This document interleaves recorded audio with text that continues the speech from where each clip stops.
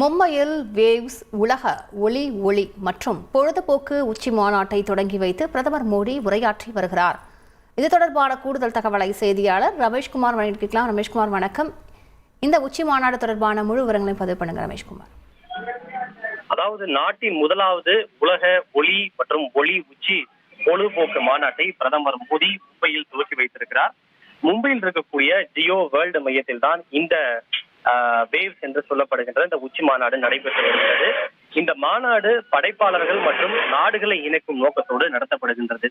4 நாள் நடைபெறக்கூடிய இந்த உச்சி மாநாட்டில் உலகெங்கிலும் உள்ள படைப்பாளர்கள், புத்தொழில் நிறுவனங்கள், தொழில்துறை நிறுவனங்களின் தலைவர்கள், கொள்கை வகுப்பாளர்கள் ஆகியோரை ஒன்றிணைப்பதன் மூலம் ஊடகம், பொழுதுபோக்கு, டிஜிட்டல் கண்டுபிடிப்புகளுக்கான உலகளாவிய மையமாக இந்தியாவை மாற்றும் நோக்கத்தோடு இந்த மாநாடு ஏற்பாடு செய்யப்பட்டிருக்கிறது. குறிப்பாக 2029ஆம் ஆண்டுக்குள் $50 பில்லியன் மதிப்பிலான சந்தை வாய்ப்புகளை பெறுவதை இந்த வேவ்ஸ் உச்சி மாநாடு நோக்கமாக கொண்டிருக்கிறது. இதில் பல்வேறு திரையுலக பிரபலங்கள் மும்பையிலே குழுமியிருக்கிறார்கள்.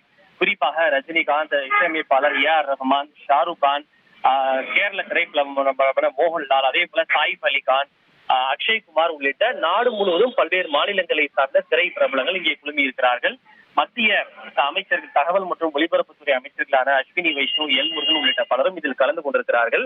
இந்த மாநாட்டை துவக்கி வைத்து பிரதமர் மோடி இந்திய சினிமாவின் முக்கிய நபர்களை நினைவு கூறும் வகையில் நினைவு தபால் தலைகளையும் வெளியிட்டார். குறிப்பாக குருதத், பானுமதி, ராஜ் போஸ்லா, ரித்விக் கட்டக் மற்றும் சலீல் சௌத்ரி ஆகிய 5 இந்திய சினிமாவின் பழம்பெரும் நபர்களுடைய நினைவு அஞ்சல் தலைகளையும் பிரதமர் மோடி வெளியிட்டிருக்கிறார். அதனைத் தொடர்ந்து உரையாற்றிய பிரதமர் மோடி 1 பில்லியன், அதாவது 100 கோடிக்கும் அதிகமான மக்கள் தொகை கொண்ட இந்தியாவில் 1 பில்லியனுக்கும் அதிகமான கதைகள் இருக்கிறது என்று வெகுவாக புகழாரம் தெரிவித்திருக்கிறார். ஒவ்வொரு கலைஞரும், ஒவ்வொரு இளைஞரும் ஒரு புதிய யோசனையுடன் படைப்பு உலகத்தோடு இணைக்கப்படுகிறார்கள். கடந்த நூற்றாண்டில் இந்திய சினிமா இந்தியாவை உலகின் ஒவ்வொரு மூலைக்கும் கொண்டு செல்வதில் வெற்றி பெற்றிருக்கிறது. குறிப்பாக ஆஸ்கார் விருது பெற்ற RRR திரைப்படம் உள்ளிட்ட பல்வேறு விஷயங்களையும் மேற்கோள் காட்டி பிரதமர் மோடி தன்னுடைய உரையை மேற்கொண்டு வருகிறார். விரிவான விவரங்களுக்கு நன்றி ரமேஷ்குமார்.